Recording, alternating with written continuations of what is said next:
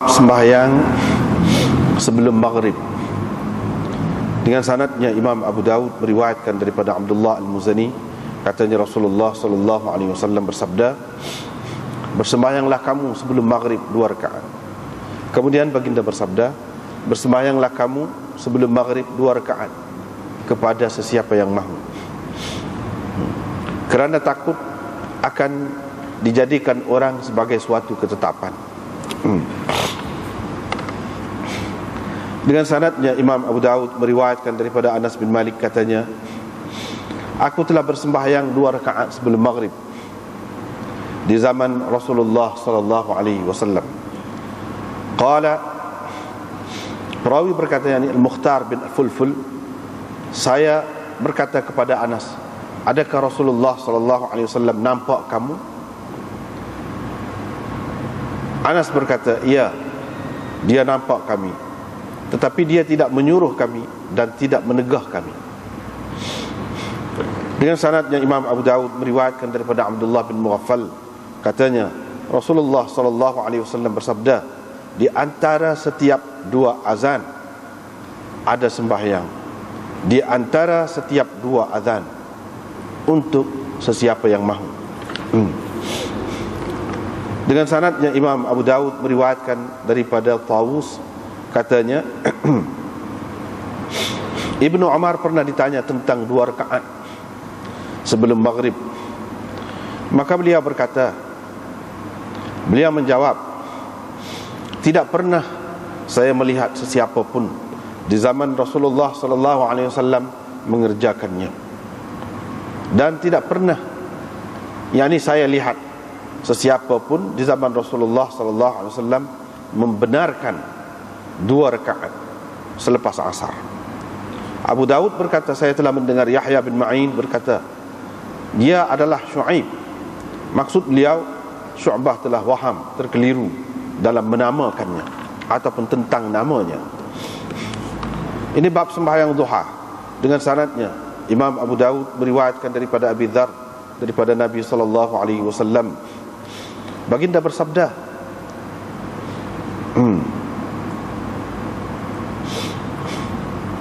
menjadi kemestian kepada setiap sendi anak Adam itu bersedekah, memberi salamnya kepada orang yang dia temui adalah sedekah, dia menyuruh orang melakukan perkara yang baik adalah sedekah, larangannya terhadap orang yang melakukan kemungkaran adalah sedekah, menghilangkan gangguan daripada jalan adalah sedekah, wa bud'atu ahlihi sadaqah, dan kemaluan istrinya adalah sedekah. Ini perhubungan seks di antaranya dengan istrinya adalah sedekah, dan memadai untuk semua itu 2 rakaat sembahyang duha. Hadis Abbad lebih sempurna. Musaddad tidak ada menyebutkan perintah dan larangan, yakni perintah supaya orang melakukan perkara ma'ruf dan larangan daripada perkara mungkar tadi, itu tidak disebutkan. Tetapi ia menambahkan di dalam hadisnya, wa qala kadza wa kadza, dia berkata begini-begini. Ibnu Mani' menambahkan di dalam hadisnya, mereka bertanya, wahai Rasulullah, adakah seseorang daripada kita memuaskan nafsunya dan dia mendapat pahala sedekah kerananya? Qala, Nabi SAW bersabda, bagaimana kalau dia meletakkannya di tempat yang tidak halal kepadanya, bukankah dia berdosa? Dengan sanadnya Imam Abu Daud meriwayatkan daripada Abil Aswad Ad-Du'ali, beliau berkata, ketika kami berada dekat Abi Dzar, dia berkata, yusbihu ala kulli sulama min ahadikum, adalah menjadi kemestian kepada setiap sendi seseorang dari kalangan kamu, pada tiap-tiap hari ia bersedekah. Dia mendapat dengan setiap sembahyang yang dilakukannya pahala sedekah. Puasa mendapat pahala sedekah, haji mendapat pahala sedekah, tasbih sedekah, tahmid sedekah, takbir sedekah. Rasulullah sallallahu alaihi wasallam membilang amalan yang saleh ini. Kemudian baginda bersabda, yujzi'u ahadakum min dzalika, memadai kepada kamu daripada semua yang tersebut itu 2 rakaat duha. Yani 2 rakaat duha telah menjadikan kamu tidak perlu melakukan semua itu. Dengan sanadnya Imam Abu Daud meriwayatkan daripada Sahal bin Mu'adz bin Anas al-Juhani daripada ayahnya bahawa Rasulullah sallallahu alaihi wasallam bersabda, sesiapa yang duduk di tempat sembahyangnya bila dia selesai bersembahyang subuh sampai dia mengerjakan 2 rakaat duha,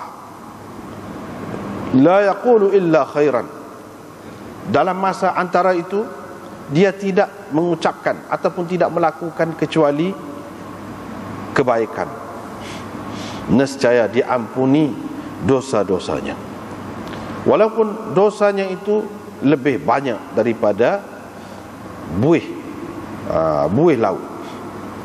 Dengan sanadnya Imam Abu Daud meriwayatkan daripada Abi Umamah bahawa Rasulullah sallallahu alaihi wasallam bersabda, sembahyang selepas satu sembahyang dalam keadaan tidak ada apa-apa yang tidak baik dilakukan di antara kedua-dua sembahyang itu, akan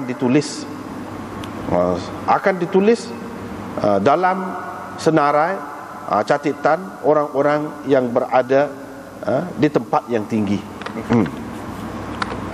Dengan sanadnya Imam Abu Daud meriwayatkan daripada Nu'aim bin Hammar, katanya saya telah mendengar Rasulullah sallallahu alaihi wasallam bersabda,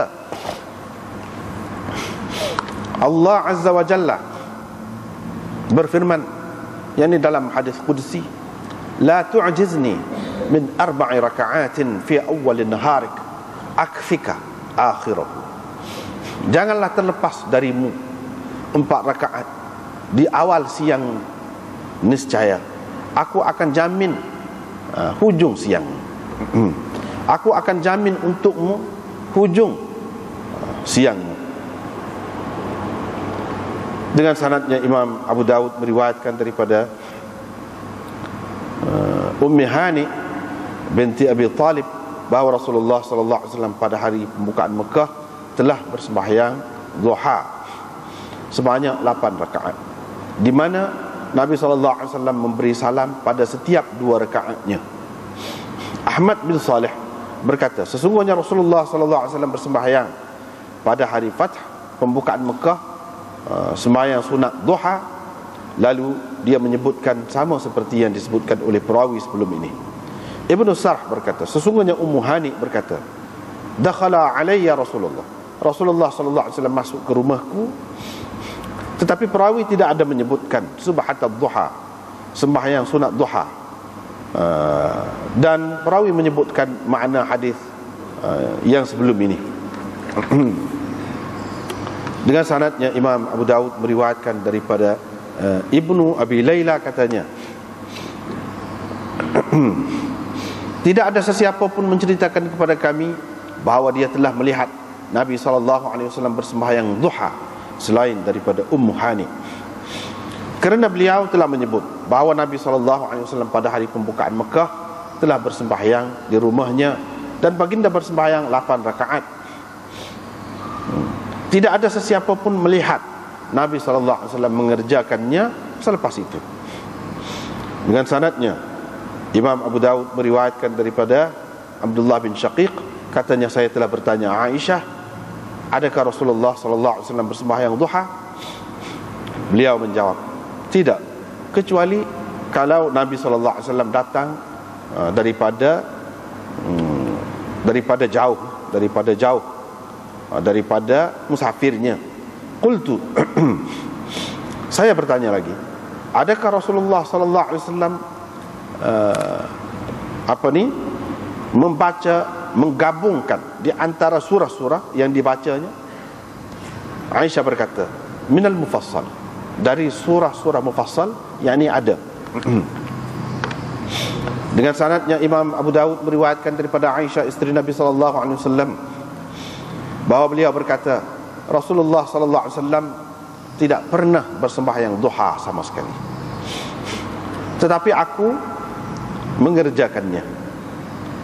Sesungguhnya Rasulullah sallallahu alaihi wasallam meninggalkan sesuatu amalan padahal dia suka untuk melakukannya kerana takut akan dilakukan oleh orang ramai, lalu difardukan kepada mereka. Dengan sanadnya Imam Abu Daud meriwayatkan daripada Simak, katanya, saya berkata kepada Jabir bin Samurah, adakah engkau duduk bersama Rasulullah sallallahu alaihi wasallam? Beliau menjawab, iya, banyak kali. Fakana la yaqumu min musallahu. Nabi sallallahu alaihi wasallam tidak bangun dari tempat dia bersembahyang subuh sehingga naik matahari. Apabila naik, baginda akan bangun.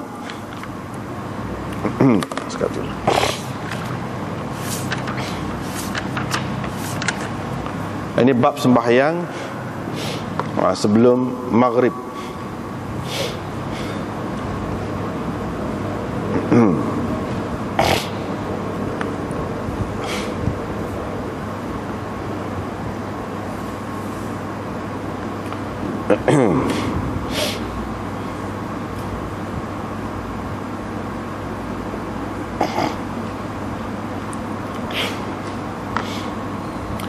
Sembahyang sebelum maghrib, yakni sembahyang sunat lah.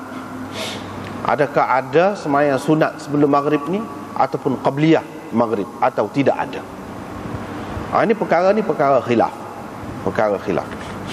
Dan tujuan Imam Abu Daud mari ni pun, dia buat tajuk ni pun ialah untuk menyatakan khilaf lah, dan mana dalil masing-masing ulama tu. Hak kata lagu ni, hak kata ada tu, mana dalil dia? Hak kata tak ada tu, mana dalil dia? Itu tujuan Imam Abu Daud. Sama-sama pun dia gitulah maksud dia. Dia lebih menitik beratkan masalah fiqh. Dari segi khilaf tu, ataupun cara ibadat tu yang diambil daripada Nabi sallallahu alaihi wasallam. Sebab itulah kitab dia dinamakan Sunan. Mana Sunan itu, mana dia lebih menitik beratkan, lebih menekankan sudut fiqh dia. Sebab itu Sunan. Dan fiqh pun hak dia lebih tekankan iaitu dalil bagi masing-masing ulama yang berbeza pendapat. Macam di sini. Sebab itu dia mari ada yang sebut ada kan, ada yang kata tak ada. Situlah yang jadi punca khilaf tu. Yang jadi punca khilaf tu gitu. Sebab tidak tidak terai kepada orang yang pilih kedua-duanya boleh. Dia kata tidak terai ada belakang tu dan kedua-duanya sahih. Bukan dalam Abu Daud ni sahaja, dalam kitab-kitab lain pun ada. Dalam Bukhari, dalam Muslim dan lain-lain pun ada. Jadi oleh kerana ada dan tidak jelas kedudukannya, maka diterimalah ada. Gitu. Tapi setara mana? Ada yang mengatakan sunnah, ada yang mengatakan molek sahaja, ada yang mengatakan harus.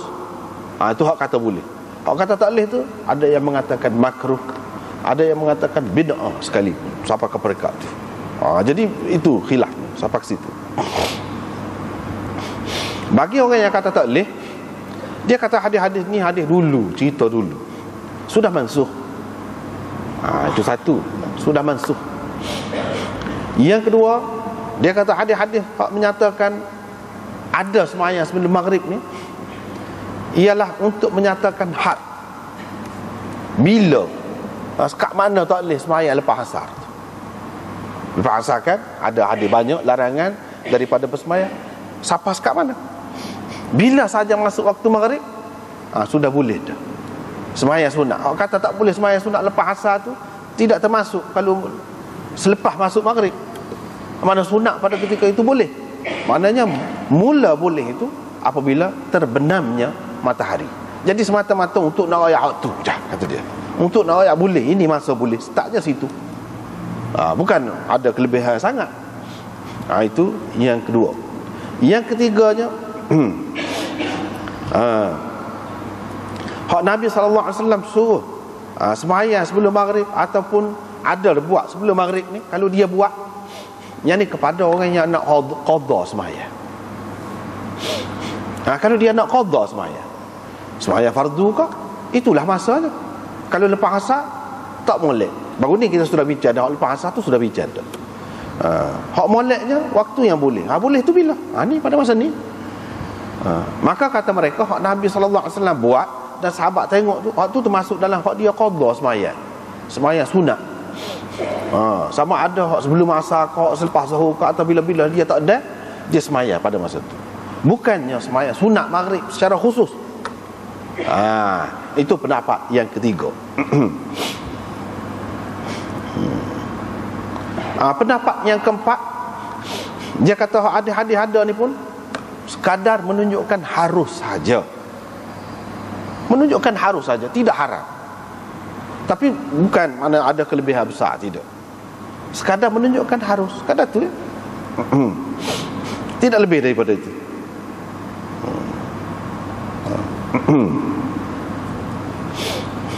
Tak apalah. Itulah beberapa pendapat ya. Kalau kita perhati di sini dalam kitab kita ni, muka surat 20, muka surat 20.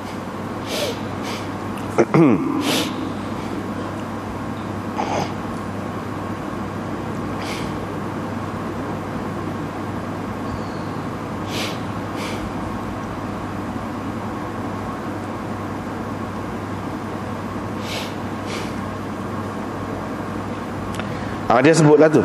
Ada salaf khilaf tentang perkara ni. Ada yang mengatakan, segolongan ulama salaf mengatakan harus. Seperti kita kata saat ni lah, harus. Sekumpulan yang lain mengatakan tak boleh sembahyang, tak ada sembahyang sunat ni. Ibrahim An-Nakhai berkatakan bid'ah, dia kata. Jadi hadis ni ada sebut-sebut ni, dia kata ini dipakai dengan arti di awal Islam, untuk menyatakan waktu yang dilarang itu setakat mana, iaitu setakat maksud maghrib. Bila maksud maghrib tidak dilarang dah. Tak apalah.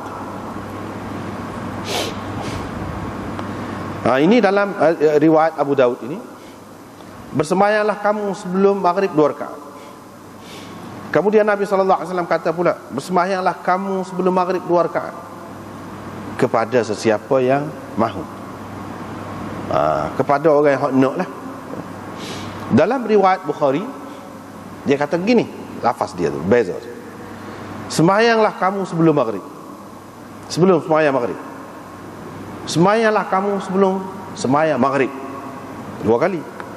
Kali yang ketiga, dia kata sembahyanglah kamu sebelum sembahyang maghrib liman sya'a. Baru liman sya'a, kepada sesiapa yang mahu. Karahata, di sini kan khasyata. Dalam Bukhari, karahata an yattakhidhahan nasu sunnatan. Kerana takut, Nabi SAW kata liman sya'a tu kenapa? Kepada sesiapa yang mahu. Kerana takut akan dianggap orang, ataupun dijadikan orang sebagai suatu ketetapan. Sebagai suatu sunnatan di sini dengan makna ketetapan.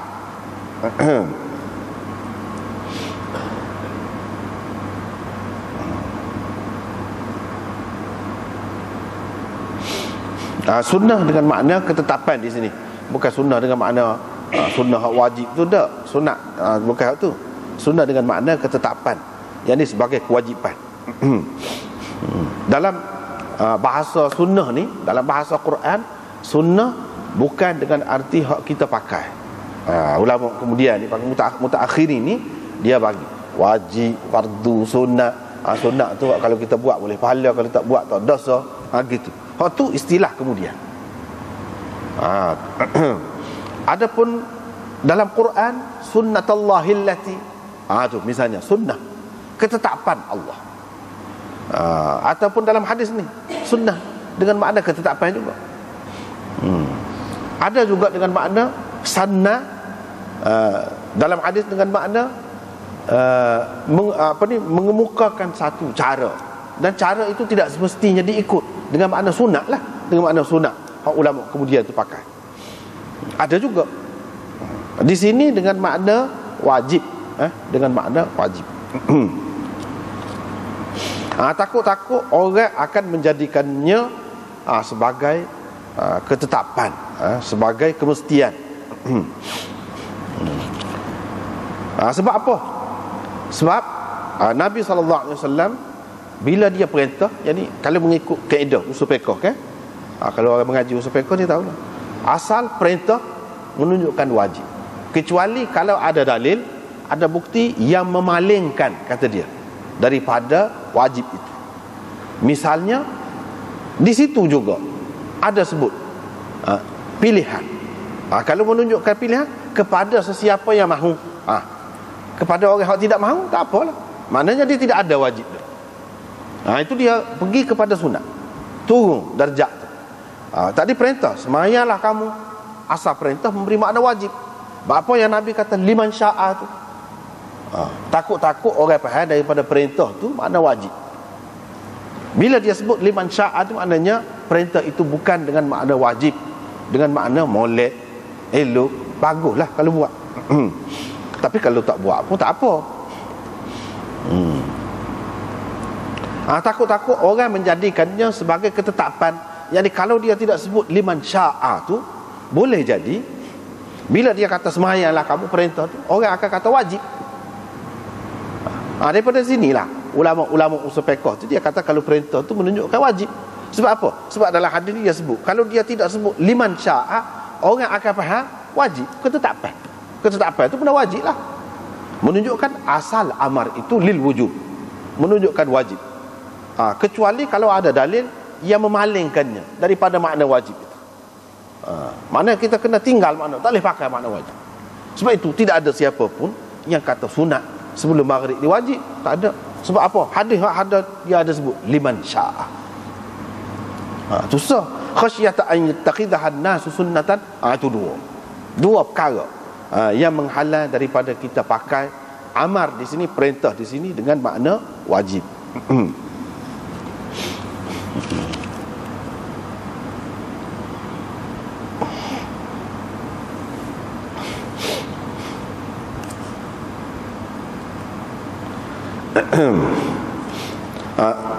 Perkataan khasyata an yattakhidha an-nasu sunnatan ini, ni kalau sekali kita tengok kan, dia boleh keliru tu. Siapa hak kata tu? Hak tentu Nabi SAW katanya sekat liman sya'a. Khasyata, takut.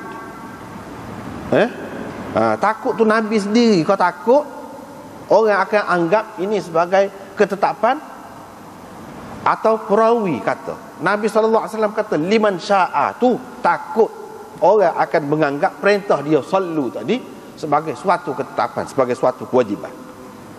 Dia ada dua situ pendapat. Kalau kita terima khasyata tu, boleh jadi Nabi SAW sendiri yang takut. Sebab itulah dia kata liman sya'a tu, dia takut orang akan menganggap benda ni wajib. Kalau begitu, makna hadis ini semua sekali adalah hadis marfu', semua sekali. Tetapi kalau kita kata khasyata tu, sekat tu, perawinya kata Abdullah bin Abdullah Al-Muzani, ataupun perawi di bawah lagi daripada tu kata, bermakna perawi tu faham. Dia faham. Dia faham daripada hak Nabi SAW kata liman sya'a tu, iaitu Nabi takut orang ni jadikannya sebagai suatu ketetapan. Kalau begitu, bermakna hadis ini hadis mudraj, orang panggil. Itu dalam istilah dia. Bermakna hadis ini hadis mudraj. Maknanya setakat liman sya'a itu betul-betul kata-kata Nabi SAW. Tetapi khasyata an yattakhidha an-nas itu yang difaham oleh perawi. Daripada hadis itu, iaitu gapo dia yang Nabi kata liman sya'a tu, takut orang akan menganggap hak ni bukan kata-kata Nabi, takut tu kata-kata perawi di bawahnya. Bermakna hak setakat ni dan seterusnya sampai ke akhir itu adalah kata-kata sahabat. Kata-kata sahabat, hak munasabahnya begitulah. Ataupun boleh jadi kalau hadis-hadis mudraj ni boleh jadi yang memasukkan di dalam hadis itu bukan sahabat, orang bawah lagi, mengikut apa yang dia faham, dia buat mari. Itu boleh keliru. Itu orang panggil hadis mudraj.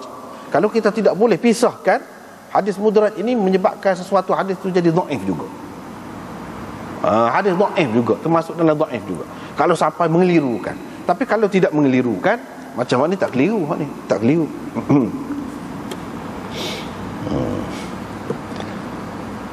Kalau perawi itu faham gitu pun memang begitulah, betul hak dia faham tu. Kalau kata Nabi SAW kata, lagi jelas lah. Lagi jelas.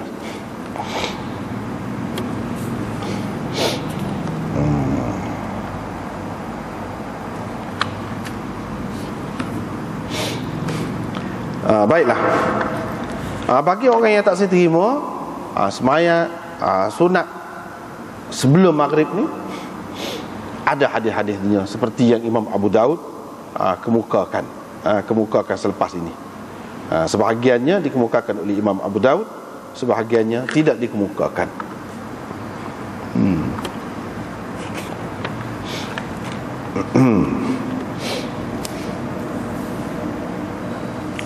Gitu.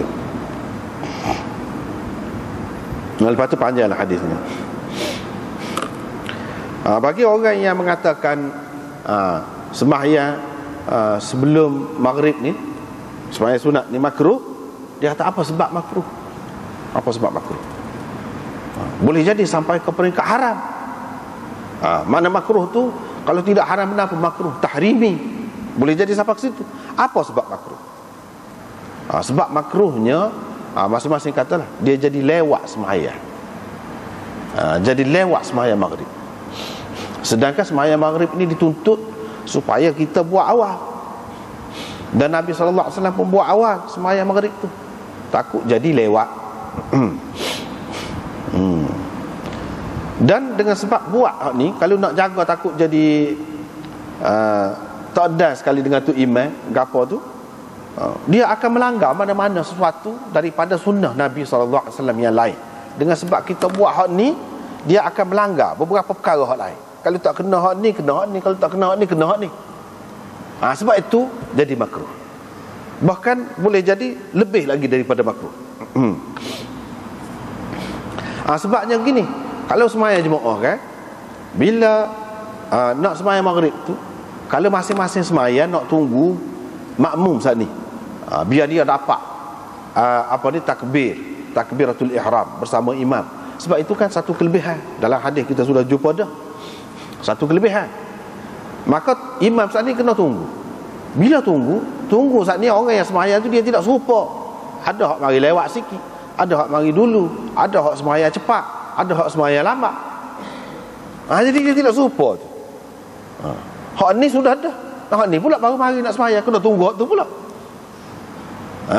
Kalau tu imam ni tak cara hak tu, kelebihan mendapat takbiratul ihram bersama imam itu akan terlepas daripada makmum. Mana-mana makmum lah, kurang adalah dia pada ketika tu, kurang. Kerana nak jaga hak ni. Dengan sebab itu tak ada langsung sembahyang sunat maghrib itu bagi orang yang tak terima lah, ataupun mengatakan dia makruh. Maka dia kata alasannya sebab tu lah. Kalau nak katakanlah nak suruh bidah juga dengan takbiratul ihram imam saat ni, dia sembahyang bila orang bas. Katakanlah orang bas tu tak ada sudah bas, dia sembahyang tu, katakanlah sebab dia sembahyang slow ke, kalau dia buat lagu tu, dia akan meninggalkan sunnah yang lain pula. Pada ketika bas tu Nabi suruh jawab bas tu, bukan suruh buat benda lain. Ni dia buat sembahyang, macam mana dia nak jawab? Tinggal pula sunnah yang lain. Serupa juga, tinggal benda lain. Dan jadi lambatlah. Sembahyang maghrib itu. Begitu juga ia bercanggah dengan hadis sebelum pada ni kan. Idza uqimatis salah fala salata illa al-maktubah. Bila sudah diiqamatkan untuk sembahyang, mana-mana sembahyang, maka tidak ada lagi sembahyang boleh dilakukan kecuali hak fardu tu. Jadi orang saat ni jadi bercanggah lah. Kalau tu imam tu tak jaga dia, tu sembahyang tak jaga, maka dia termasuk kenalah larangan hak Nabi SAW kata sebelum ni yang kita sudah jumpa. Jadi banyak perkara tu hak timbul masalahnya. Dengan sebab itu tak boleh kata orang hak tak silah. Kata orang hak nak, dia kata dan Nabi SAW kata lagu ni kepada sesiapa yang nak, boleh lah kepada sesiapa yang nak. Dan hadis akan datang lagi. Riwayat daripada Anas bin Malik, dia kata saya sembahyang 2 rakaat sebelum maghrib di zaman Rasulullah sallallahu alaihi wasallam. Perawi kata, saya pun kata kepada Anas, Nabi sallallahu alaihi wasallam tengok kau kamu sembahyang tu. Dia nampak kau kamu sembahyang. Anas kata, nampaklah. Dia tengok kami. Tapi dia tak suruh, dia tak larang. Dia tak suruh, dia tak larang. Jadi benda hak setara ni tak suruh, tak larang, harus. Orang kata harus, dia pegang ni. Kalau tak suruh, tak larang, mana benda harus. Orang hak kata harus tu ni lah dalil dia. Orang hak kata tak boleh, tak ada dah, sudah mansuh sembahyang sunat sebelum maghrib ni. Dia kata, apa ya perawi itu tanya? Apa? Perawi itu tanya tu sebab pelik lah tu. Bila Anas bin Malik ni pun royak. Dia royak tu apa? Dia royak, dia nak royaknya memang suatu ketika dulu zaman Nabi. Zaman Nabi ni luah panjang zaman Nabi tu. Tidak semesti di akhir hayat dia. Hukum ni banyak kita kena pakai hak akhir. Dalam suatu perkara kita kena pakai hak akhir. Hak sebelum pada tu ada kemungkinan dia sudah mansuh. Ni dia royak zaman Rasulullah sallallahu alaihi wasallam. Kira-kiranya dia royak ni maknanya setelah itu jadi pelik orang yang sembahyang. Dia nak royak zaman Nabi dulu ada buat, dan Nabi sallallahu alaihi wasallam tengok, dia tak kata apa. Apa ya perawi ni tanya? Dia tengok kamu. Mana kira-kiranya hak maklum kemudiannya tidak sembahyang dah. Kalau dia tengok, boleh jadi dia larang. Dia faham gitu. Sebab hak kita maklum sekarang ni sudah larang. Dia faham gitu. Orang hak kata boleh pula, ada sunnah tu, Nabi SAW tidak larang. Yalah dah tu, tidak suruh, tidak larang pun dia biarkan. Itu takrir.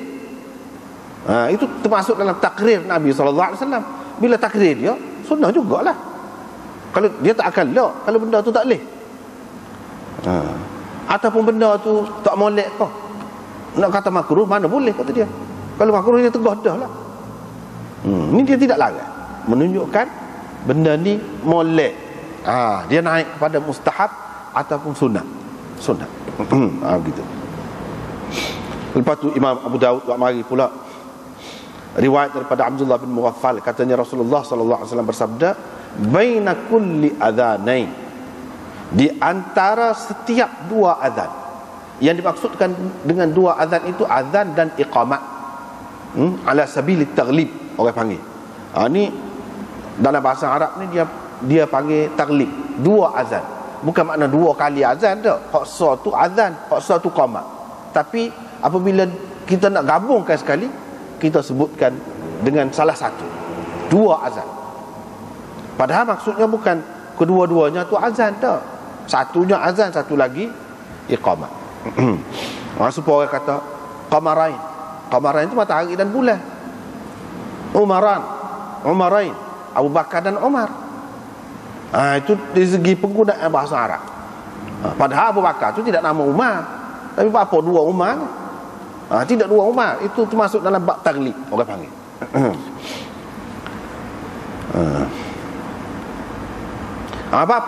Apa yang digunakan taglib dalam bahasa Arab adalah kesesuaiannya. Kalau hak ni sama-sama ajak orang mari sembahyang, tu kesesuaian. Kalau matahari dan bulan, sama-sama memberi cahaya. Ada cahaya, sama-sama cerah. Dari sudut tu. Kalau Abu Bakar dan Umar serupa, jadi dari segi amalan dia tu serupa banyak perkara. Yang ni masing-masing melengkapkan satu sama lain. Dari segi tu. Dan apa yang lebih Umar? Dari segi dia ada itu dari segi seni bahasa Arab lah. Dari segi Sayyidina Umar ni pemerintahan dia lebih lama berbanding dengan Abu Bakar. Walau bagaimanapun hak dia buat tu, kiranya Abu Bakar ada, Abu Bakar pun akan setuju, sebab dia memang banyak serupa. Gitu. Sebab itu dikatakan Umarain. Begitulah bahasa Arab ni, seni dia ada. Tak apalah, di antara setiap 2 azan, makna antara azan dan iqamat itu ada sembahyang. Sembahyang ke apa? Kalau sembahyang fardu selepas qamat, bukan di antara. Jadi kalau sembahyang maghrib pun dia ada band kan, ada azan dan ada qamat. Ada berdasarkan hadis di antara setiap. Hak ni pun termasuklah juga. Adalah juga. Ada sembahyang di antara setiap 2 azan ada sembahyang liman syaa, bagi sesiapa yang nak lah. Boleh lah. Kalau nak boleh. Walau bagaimanapun semua ulama mengatakan kalau dalam banyak-banyak sembahyang sunat ni, hak rawatib ni lah, hak paling kurang sekali, paling bawah sekali, rendah sekali, ialah sunat maghrib ni. Hak terima pun dia kata hak ni paling kurang. Dalam banyak-banyak. Sebab apa? Sebab ada khilaf di sini. Imam Syafi'i, Imam Ahmad dan lain-lain hak sependapat dengan dia pegang dengan hak ni lah. Dia pegang dengan hadis-hadis ni. Baina kulli adhanain salatun, di antara setiap dua azan, di antara setiap azan dan iqamah. Jadi termasuklah maghrib, sebab dia kata kulli itu setiap, bukan ada kecuali. Lepas tu ada illal maghrib, ada juga dalam riwayat. Itu ulama pertikaikan, dia kata tak kemah tu ada illal maghrib, tak kemah tu kata dia. Hak kemahnya tak ada. Jadi orang-orang hak terima dia pakai hak ni. Benda-benda lagu ni kalau ada, macam tadi kan dia sebut Ibrahim An-Nakhai kata bid'ah, itu termasuk dalam bid'ah yang masih khilaf. Ada bid'ah hak khilaf, ada bid'ah hak tidak khilaf. Antara bid'ah hak khilafnya hak ni lah. Ada sebahagian ulama kata khilaf, sebahagian yang lain bukan kata khilaf, bukan kata sunnah. Ini kita tak boleh balah, tak boleh berkerah dalam perkara-perkara yang seumpama ini. Ikutlah. Sebab ada imam-imam hak besar-besar pun ada buat, dan hadisnya ada. Cuma hak ni kata sudah mansuh, hak ni kata tidak mansuh, hak ni kata gini maksud dia, hak ni kata tidak gitu.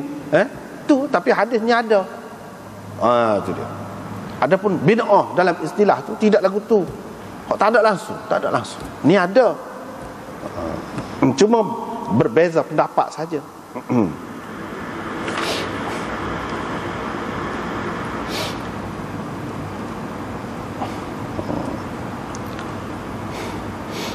Lepas tu riwayat daripada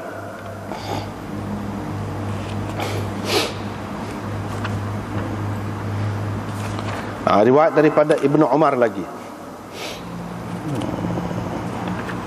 Tak ada. Tadi riwayat daripada orang lain kan? Ini riwayat daripada Ibnu Umar.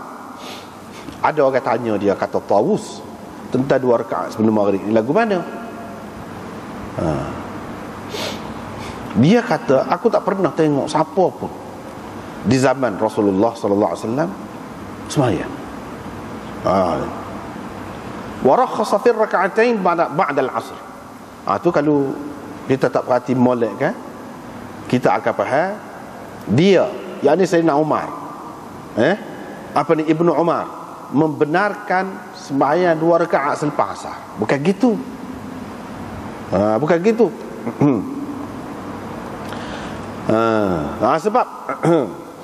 Sebabnya warakhasa, waw itu kan, waw tu waw ataf tu ke mana?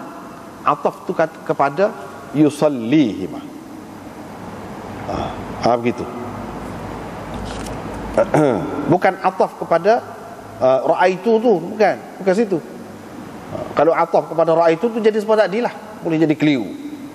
Yang betulnya seperti yang kita sudah terjemah tadi, iaitu tidak pernah saya melihat sesiapa pun di zaman Rasulullah sallallahu alaihi wasallam mengerjakan sembahyang 2 rakaat sebelum maghrib ini, dan tidak pernah juga saya melihat sesiapa pun di zaman Nabi SAW membenarkan seseorang sembahyang 2 rakaat selepas asar. Gitu. Itu betul. Sebab ataf tu ke mana? Ataf pada yusallihim. Yang ni saya tidak pernah melihat sesiapa pun zaman Rasulullah membenarkan. Begitu. Jadi berdasarkan hadis ini ada beberapa perkara yang jadi muskil lah. Tadi kan beberapa hadis Imam Abu Daud mari menunjukkan ada, sekurang-kurangnya boleh ada lah. Sembahyang sunat, tiba-tiba hak akhir ni dia mari Dia seperti kita kata tadi lah, Imam Abu Daud tujuan dia nak ayatnya khilaf ulama. Khilaf ulama tu dalil dia mana? Dia nak cerita masing-masing dalil. Bagi orang yang tidak terima, kata ada sunat maghrib tu, dia pegang hak ni. Dia pegang hak ni. Walau bagaimanapun Imam Abu Daud buat mari lebih banyak tu. Lebih banyak tu. Mana kira-kiranya dia setuju dengan golongan yang mengatakan boleh lah. Sekurang-kurangnya boleh. Kalau tidak pun molek. Kalau tidak pun sunat. Gitu. Dia mari hak ni so. Dia mari hak ni hak kata tak boleh tu so. Tetapi so pun Ibnu Umar kata tidak pernah saya melihat. Apa makna? Kan banyak kan sebelum pada ni. Beberapa orang ada ni. Dalam Bukhari pun ada sebut juga. Dalam Bukhari dan Muslim, iaitu ada sebut hadis Anas, muadzin bila ba selesai ba maghrib, qama nasun min ashabi Rasulillah sallallahu alaihi wasallam yabtadiruna as-sawari. Sahabat-sahabat ni bila selesai muadzin tu ba, masing-masing berlomba-lomba, masing-masing cepat pergi cari tiang dia nak sembahyang. Mana jadikan tiang itu sebagai sutra untuk dia sembahyang. Takut-takut orang melintas kau menyusahkan orang kau, dia cari tiang untuk sembahyang. Jadi dia sembahyang maghrib lah. Ni berkenaan dengan hak maghrib ni. Sahabat-sahabat ramai. Jadi apa makna Ibnu Umar kata dia tidak pernah tengok? Jadi ulama-ulama kata tak ada sembahyang maghrib ni, sunat maghrib ni. Dia kata hadis inilah pegangan kita. Takkanlah Ibnu Umar tak tahu. Dia tahu banyak dekat hadis kita jumpa orang sembahyang. Maksudnya dia tidak pernah melihat tu selepas Rasulullah sallallahu alaihi wasallam melarang. Mana kira-kiranya ada larangan daripada Nabi sallallahu alaihi wasallam. Hak sembahyang tu dulu. Hak selepas pada tu tak ada. Selepas pada tu tak ada. Mana zaman Nabi sallallahu alaihi wasallam lagi jelas dipakai lagu tu. Bukan kata kedia daripada Nabi. Zaman Nabi lagi orang tak sembahyang dah sunat maghrib. Memanglah suatu ketika dulu ramai sembahyang. Tapi selepas pada tu, hak dia cerita ni hak selepas dimansuhkan itu. Memang tak ada, tak pernah. Maknanya benda ni seseolahnya disepakati oleh semua. Sebab itulah dia kata dah tidak sembahyang, lagu mana? Lagu mana kita nak sembahyang lagi? Dia tak pernah tengok.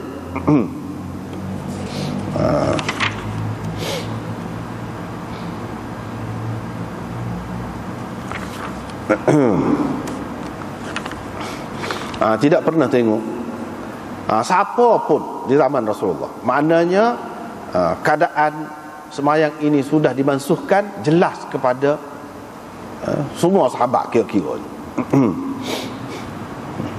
Serupa juga tak ada siapa pun benar sembahyang 2 rakaat, padahal Nabi sallallahu alaihi wasallam ada sembahyang kan. Maknanya apa dia? Hak ni faham di zaman Nabi sallallahu alaihi wasallam bahawa itu khusus untuk Nabi sallallahu alaihi wasallam. Ataupun bagi orang yang terima kata ada boleh sembahyang bersebab lah selepas daripada sembahyang asar tu, hak ada sebab itulah boleh. Hak kata tidak membenarkan sembahyang 2 rakaat tu mana hak tak ada sebab, dia pergi takwil gitulah. Hak tak saya takwil kan dia kata tak ada lah, tak cara lah ada sebab. Kalau tak ada sebab ni hadis je. Gitu. Tak boleh sembahyang selepas asar tu. Selepas seseorang tu selesai bersembahyang asar, dia tak boleh nak buat sembahyang apa. Ada sebab kau, tak ada sebab kau, seperti yang kita sudah bincang baru ni berkenaan dengan hak sembahyang asar tu.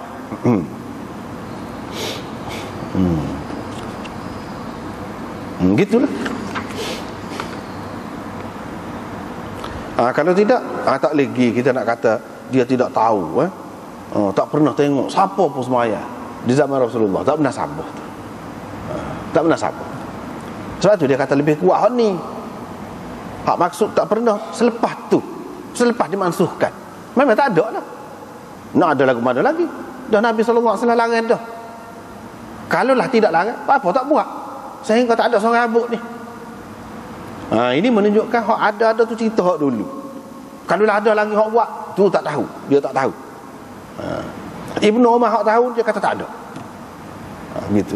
Padahal Ibnu Umar ni dia sangat suka, nak sangat kalau gapo-gapo saja Nabi sallallahu alaihi wasallam buat ni, nak turut sangat Nabi. Kalau betul ada, dia naklah buat. Anak boleh pahala tu. Kita kata tapi tak. Dia tak sih.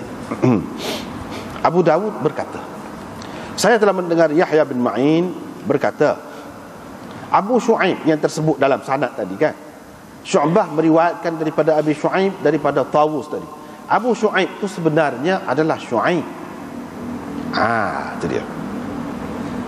Imam Abu Daud nak bagi ilmu tentang sanad kepada kita. Dalam sanad tadi kan dia kata Abi Shu'aib. Abu Daud kata saya dengar Yahya bin Ma'in. Yahya bin Ma'in orang besar lah. Dalam bab perawi hadis ni, ilmu rijal hadis ni orang besar. Mana orang rujuk ke dia. Imam Abu Daud pun dengar dia kata lagu tu, dia terima, dia pakai. Nama dia sebenarnya hak betulnya kata dia Shu'aib. Dia kecek lagu tu, dia kat sikit lah. Abu Daud kata maksud dia tu, maksud Yahya bin Ma'in kata, hak kata Abi Shu'aib tu, itu keliru Syu'bah. Syu'bah ni perawi, di bawah dia tu Syu'bah, dia keliru. Hak Shu'aib tu yang kata Abi Shu'aib, dia waham, keliru.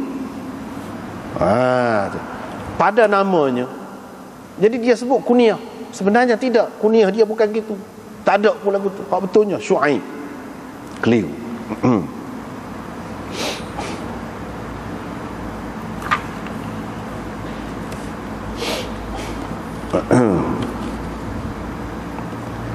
Begitu. Imam Abu Daud nak ceritanya Syu'bah. Syu'bah ni orang besar dalam hadis, orang besar. Hafiz hadis juga ni. Tapi hafiz pun dia boleh terlupa, boleh keliru, boleh celaru, boleh tak ingat. Dan tak ingat tu tidaklah menghilangkan gelaran hafiz tu daripada dia. Banyak orang Syu'bah ni keliru, banyak kalau nak kira, tapi dia tetap. Orang kata imam hafiz. Imam Malik pun kalau nak kira banyak juga dia keliru. Ulama-ulama bilang lah kalau dalam bab waham ni manusia ni dia ada belakang keliru. Tetapi waham dia tu tidak setara orang lain lah, ke mana-mana pun. Tak apalah. Cumanya dia betul hak sini. Hak Abi Shu'aib tu bukan Abi Shu'aib, yang betulnya Shu'aib. Lepas tu hak lain-lain dia tak betul-betul dah hak lain tu. Dan maka kita kata, dah kalau dia salah situ, dia celaru sini, takut isi pun dia boleh jadi celaru juga. Boleh jadi. Orang kata gitu. Dah. Orang pastikan hak isi tu tidak celaru. Hak celarunya pada sanad dia. Pada sanad tu je. Dia salah situ, bukan salah semua tempat. Ada pun perawi kalau hak lemah ni dia panggil sayyi'ul hifz. Tu sayyi'ul hifz, yakni orang yang ingatannya buruk, tidak baik. Hak tu banyak salah lah hak lagu tu. Jadi ulama berhati-hati benar lah tu. Matan ataupun isi hadis hak dia mari tu kena beringat molek sikit. Tapi kalau macam Syu'bah ni tidak. Walaupun begitu, muka hadis-hadis ni kan diriwayatkan oleh orang ni, maknanya kita kena perhati. Tidak kata selesai dah, tak selesai. Boleh perhati sampai bila-bila. Tak apalah. Bab salatid duha, ini bab sembahyang duha. Riwayat daripada Abi Dzar semacam tadilah. Jadi kita nak terjemah payah. Nak terjemah tu payah. Kalau terjemah ke Kelantan sedap, masuk makna dia. Kalau terjemah ke bahasa Melayu ni, ada pun tak apa reti juga. Tadi hak terjemah tu kalau ke bahasa Melayu setara tu ya boleh. Tu. Iaitu semestinya setiap sendi anak Adam itu bersedekah. Gitu. Dengan makna semestinya. Gitu.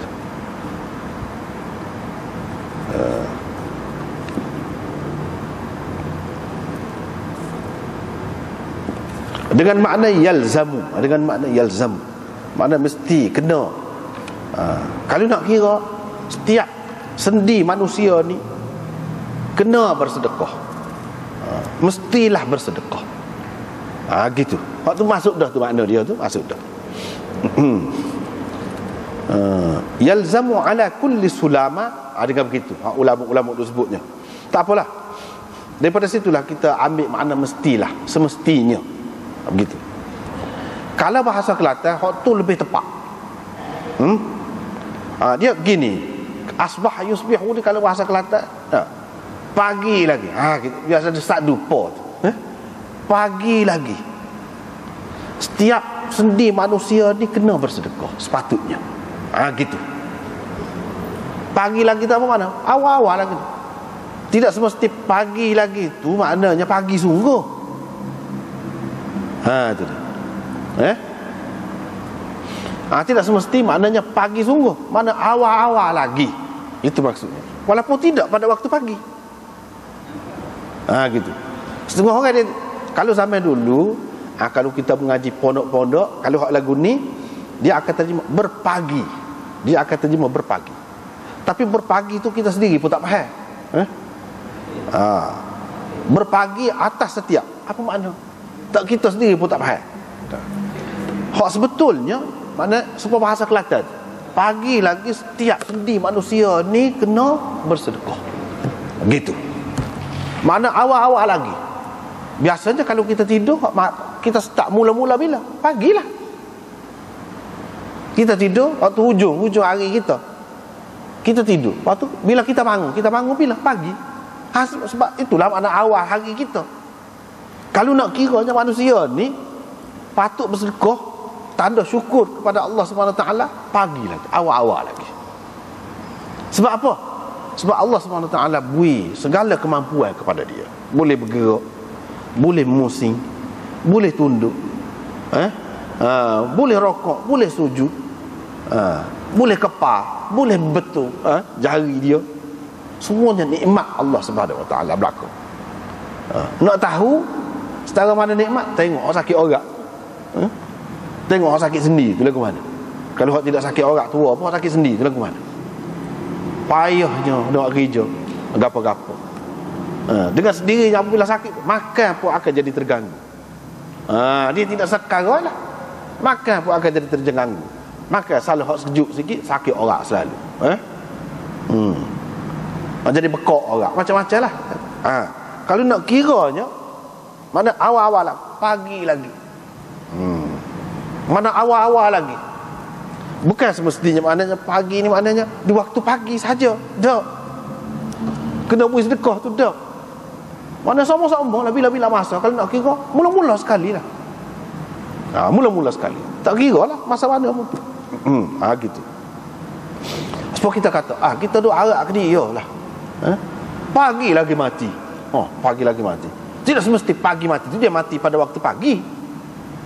Mana awal-awal lagi dia mati.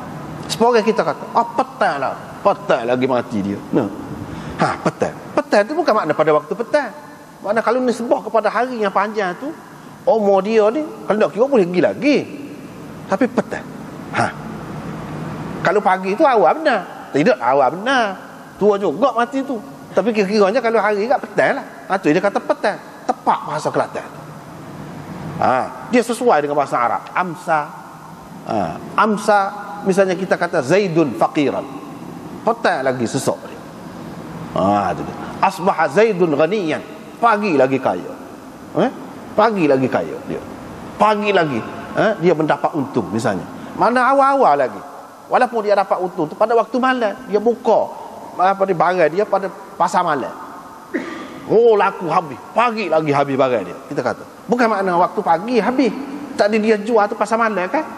Berapa paginya. Tapi boleh kita guna asbah tu, yusbihu tu. Mengikut bahasa Arab. Begitu. Jadi maknanya di sini awal-awal lagi setiap sendi manusia itu mestilah bersedekah. Gitu. Awal-awal lagi. Memberi salam, dia memberi salam kepada orang yang dia berjumpa, sedekah. Ada hak dia sebut tadilah. Mana nak sedekah ni, hak maksud sedekah sini tidak nanti kata orang kaya. Sebab asal sedekah tu makna bagi harta benda kepada orang. Sedekah dari bahasa Arab ni, sedekah makna dia benar.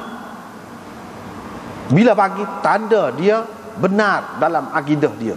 dalam iman dia, keyakinan dia, iaitu dia yakin dia akan dapat pahala, dia akan dapat ganjaran. Tuhan akan bagi, dia yakin. Sebab itu dia tak kisah. Habis pitih pun dia belanja pun dia tak kisah, sebab dia yakin, dia membenarkan keyakinan dia. Sebab itu orang panggil sedekah. Dia bahasa Arab ni bahasa yang bertamadun kan. Bahasa yang bertamadun ni kalau kita cari perkataan asal dia ke, apa kena mengena dengan asal dia, apa ada kaitan? Ada kaitan. Kalau bahasa yang tidak bertamadun, kita tak boleh nak cari punca dia. Kita tak boleh nak cari punca dia. Misalnya kita kata bahasa kita ni lama dah juga bahasa Melayu ni. Tapi cuba kalau tanya ahli bahasa mana pun, apa aku orang panggil rumah tu rumah, apa? Tak boleh nak ayat belaka.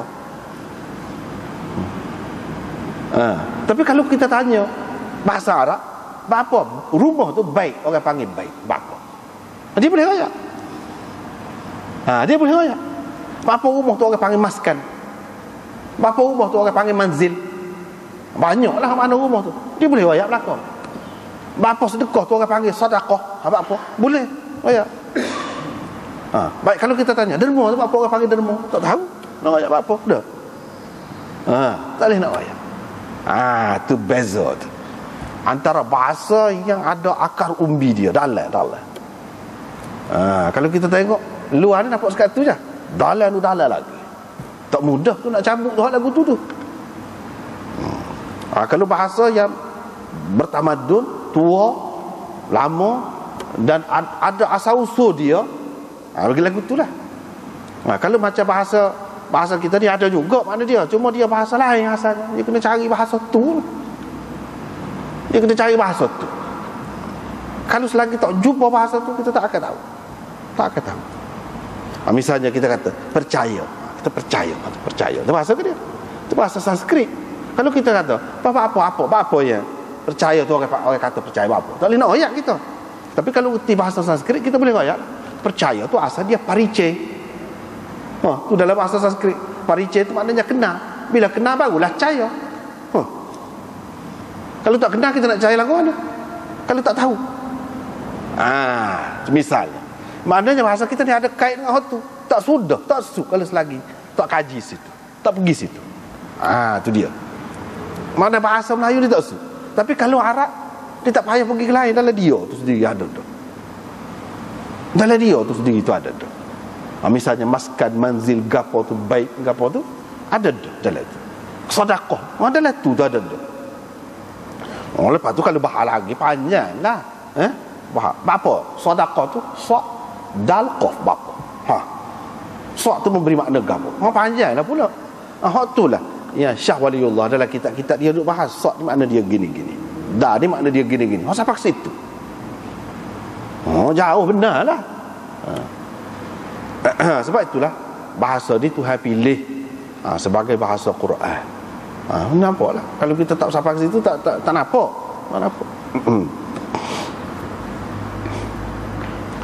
Dan kalau kita tengok bahasa Kelantan, dia guna tu pagi lagi, petang lagi. Cuma dia tak ada sebut adha. Adha tu maknanya pada waktu duha. Tu tak ada. Duha lagi tak ada, orang tak sebut. Kita kajet lagu tu. Tak ada. Tapi dalam bahasa Arab dia ada. Masa tu banyak perekat, banyak. Setiap masa tu ada kelebihan, keistimewaan dia. Ada kelebihan dan keistimewaan dia sendiri. Tak apalah. Dia jumpa dengan orang beri salam ataupun sedekah, tanda dia membenarkan apa yang dipercayainya.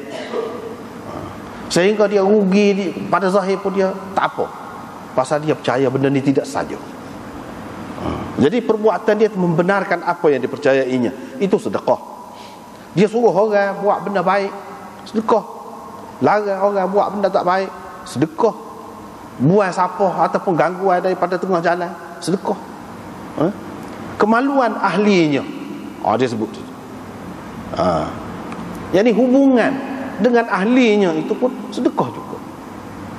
Sedekah. Wa yujzi'u min dzalika kullihi. Pada tak payah semua tu, cukup dengan tidak membuat semua tadi, buat 2 rakaat duha, itu pun sudah cukup. Dia nak cerita sini ke dia, Islam ni agama yang sempurna, agama untuk semua orang, untuk semua bangsa, untuk semua masa, untuk semua tempat. Sebab tu kita tengok orang Islam ni mudah, kalau dia kena gaya kita sebarkan itu, mudah orang nak tertarik. Apa sebab? Sebab dia jaga belaka semua lapisan masyarakat. Macam sini, sedekah ni memang hak asal dia, sedekah ni harta benda. Hak tu hak asalnya dalam Islam, dalam Quran, dalam hadis pun ayat gitu juga. Hak tu hak asalnya. Tapi pahala jenis sedekah tu, kalau tidak orang kaya tak ada langsung kau nak boleh rasa. Tak ada langsung kau nak boleh rasa, tak ada harapan kau nak boleh rasa pahala jenis tu, jenis hak sedekah tu. Dia tengok ayatnya ada. Jadi bukan semua orang kaya, bukan semua orang ada duit. Hak tak ada duit tu dia nak makan. Nak dapat hak pahala jenis tu. Sebab kita kata pahala ni lagu mana? Ada pemberian tu kan, hadiah tu dalam bentuk duit, ada hadiah dalam bentuk buah, ada hadiah dalam bentuk tanah, ada hadiah dalam bentuk macam-macam lah. Bagi katakanlah dalam bentuk buah. Buah tu banyak pula. Buah durian, buah motai, buah macam-macam pula. Jadi kalau buat gani asalnya boleh hadiah buah gani. Jadi hak lain tu tak ada harapan kau boleh merasa buah ni. Ni. Kalau kita kata buah motai, tak ada harapan kau. Sepuluh orang sampai itu. Tak ada harapan lah kita kata kalau buah di negeri lain tu nak boleh makan sampai ke mati tak makan. Buah kiwi kau orang tua kita sampai itu mana makan je. Tak cara dah sedap kau tak sedap. Kau tak cara tu. Nak rasa tu tak boleh. Mana makan? Tapi kemudian kan boleh makan. Ada peluang tu. Dulu tak ada peluang. Lagu ni pun lagu tu juga. Sedekah ada pahala jenis dia, jenis tertentu. Hak jenis tu kalau orang hak tidak kaya, tak ada piti, tak ada harapan kau boleh makan. Dia nak sini boleh. Sebab hak pada hakikatnya sebenarnya ia kata bui pahala kerana bui sedekah harta benda tu kerana dia membenarkan apa yang diyakini, membenarkan pahala ganjaran yang dijanjikan oleh Allah. Hak tu sebenarnya. Hak lain-lain pun Allah SWT suruh juga. Perkara makruf tu Tuhan tidak suruh. Kita suruh orang buat benda makruf, tegah orang buat mungkar, tak suruh belaka. Kalau kita buat tu dengan ingat ini perintah Allah, kerana menjunjung perintah Allah, kerana kita membenarkan perintah dia, maka kita dapat. Pada hakikatnya ada makna sidq itu, sedekah ada makna tu. Pada perbuatan kita. Sebab itu kita dapat. Jadi orang-orang yang susah, yang tak ada piti, tak ada gapo ni pun dia lega. Sebab boleh juga. Lepas tu boleh ni nak pakai hak kaya tu kan. Dia kata dah boleh juga, kita tak payah dah. Boleh tu kita pakai buih ni. Ada tidak lagu tu, tak boleh. Hak tu hak asal tu tetap lebih. Hak asal tu tetap lebih. Sebab kita kata, dalam bentuk duit hadiah tu. Tapi duit tu 10,000. Hak ni 10 sen, duit juga orang panggil. Itu jenis duit juga. Hak tu 10 juta. Hak ni 10 riyal. Hak 10 juga. Tapi jenis duit juga. Maknanya kalau dia buih hak asal tu dia dapat pahala banyak. Cumanya hak orang hak tak ada, tidak buih hak asal ni dia dapat pahala jenis itu. Bukan makna sama. Jangan pula kita kata ada boleh kita buat lagu ni, tak payah kita habis piti. Piti tu kita kumpul buat harta. Tidak gitu. Tidak gitu. Tu kita kena faham daripada hadis. Sebab itulah sahabat-sahabat tak faham gitu. Tak ada jadi kedekut belaka semua bila dengar hadis ni. Sebab hak tu tak lebih. Cuma hak kata boleh ni, sedekah ni jenis pahala jenis sedekah tu boleh. Tapi tidak sama, tidak akan sama. Walaupun kata 10 sama 10 pun. Hak tu 10 riyal, hak tu 10,000, tak sama. Tapi kedua-duanya adalah piti, jenis piti. Gitu. Tuhan akan beri. Kau mana-mana pun lega juga. Bukanlah kata tak boleh rasa langsung nak pahala jenis sedekah tu. Orang yang tak ada piti ni boleh. Tapi dia kena buat ni. Bagi orang yang nak rasa biarlah tak sedap mana pun. Wah, strawberry ni dah. Biarlah kita kata masa pun nak rasa. Tak apa. Orang panggil makan strawberry juga. Tapi masa. Tak cara. Sekurang-kurang dia boleh rasa, dia boleh kata makan dah, dia boleh kata. Tapi serupa kau dengan makan hak tepat dia sebenar. Tak serupa. Lagu tu. Hak ni pun lagu tu.